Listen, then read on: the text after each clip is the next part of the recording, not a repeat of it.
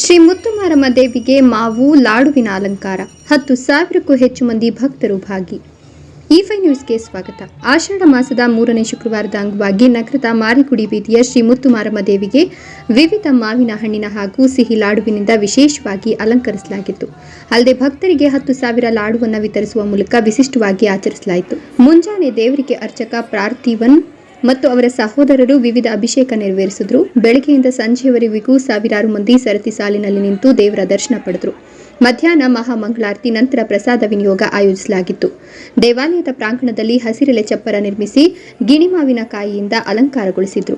ಗಜಲಕ್ಷ್ಮಿ ಅಲಂಕಾರದಲ್ಲಿ ಕಂಗೊಳಿಸುತ್ತಿದ್ದುದನ್ನು ಭಕ್ತರು ಕಣ್ತುಂಬಿಕೊಂಡರು. ಮಾರಿಗುಡಿ ಬೀದಿ ದೇವಾಲಯದ ಆವರಣವನ್ನು ಜಗಮಗಿಸುವ ವಿದ್ಯುತ್ ದೀಪಗಳಿಂದ ಅಲಂಕಾರಗೊಳಿಸಲಾಗಿತ್ತು.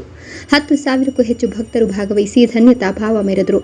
ಸಂಗೊಳ್ಳಿ ರಾಯಣ್ಣ ಕ್ಷೇಮಾಭಿವೃದ್ಧಿ ಸಂಘದ ಅಧ್ಯಕ್ಷ ದೇವಾಲಯದ ಕಾರ್ಯದರ್ಶಿ ಅಶೋಕ್ ರಾಜಲಿಂಗಯ್ಯನವರು ದೇವಾಲಯಕ್ಕೆ ಆಗಮಿಸಿ ಭಕ್ತರಿಗೆ 10,000 ಲಾಡು ಪ್ರಸಾದವನ್ನು ವಿತರಿಸಿದರು.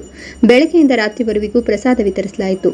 ಸಂಜೆ ದೇವಾಲಯದ ಸುತ್ತ ಪಲ್ಲಕ್ಕಿ ಉತ್ಸವ ನಡೆಯಿತು. ಮಾರಿಗುಡಿ ರಸ್ತೆಯಲ್ಲಿ ವಾದ್ಯಗೋಷ್ಠಿಯೊಂದಿಗೆ ನೂರಾರು ಮಂದಿ ಭಕ್ತರು ಮೆರವಣಿಗೆಯಲ್ಲಿ ದೇವರ ಪಲ್ಲಕ್ಕಿ ಉತ್ಸವ ನಡೆಸಿದರು.